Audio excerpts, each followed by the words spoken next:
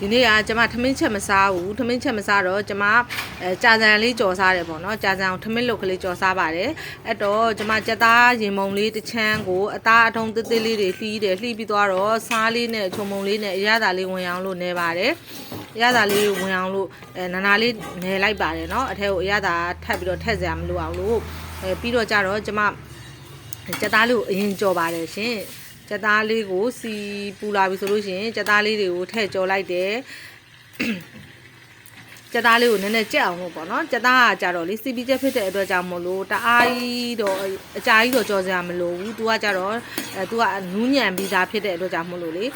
ကြက်လဲကြက်မြန်တယ်ဆိုတော့အဲ့နဲ့ကျမကြက်သားကြော်လို့ကြက်သွားတဲ့အချိန်မှာကျမအသီးရွက်ကြော်မယ်ပေါ့နော်အသီးရွက်ကြော်ဖို့လုပ်နေတဲ့အချိန်မှာကျမကြာစံလေးကိုရေစိမ်ထားပါတယ်ကျမပြီးတော့အသီးရွက်ကြော်တယ်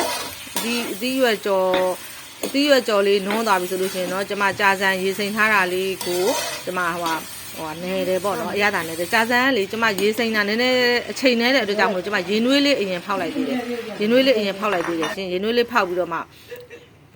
ရေနွေးလေးဖောက်ပြီးတော့မှပျော့သွားတာပေါ့နော်အမကြာစံလေးကကြတော့အပြုတ်အမအနေတော်ဖြစ်သွားပြီအဲ့ကြလို့ရှိရင်ကျမကပဲငပြာကြီးလေးရယ်ငပြာကြီးလေးရယ်ချုံမုံလေးရယ်နဲ့ကျမအရသာကိုကြာစံထဲမှာအရသာဝင်အောင်လို့နေတယ်ခုနကတော့လေကျမအသီးရွက်တွေနဲ့အသားနဲ့ကို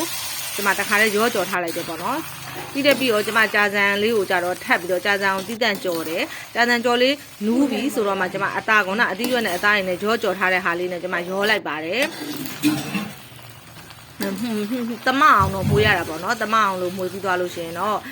အရန်ကိုအရသာရှိတယ်ကြာစံကြော်လေးတစ်ခွက်ရပါပြီကိုယ့်နကိုအိမ်မှာလှုပ်စားတာကြတော့တန်လဲတန်တယ်တန်တန်ချင်းချင်းလဲစားရတယ်နောက်ပြီးတော့တဝါစားရတာပေါ့နော်ဈေးတန်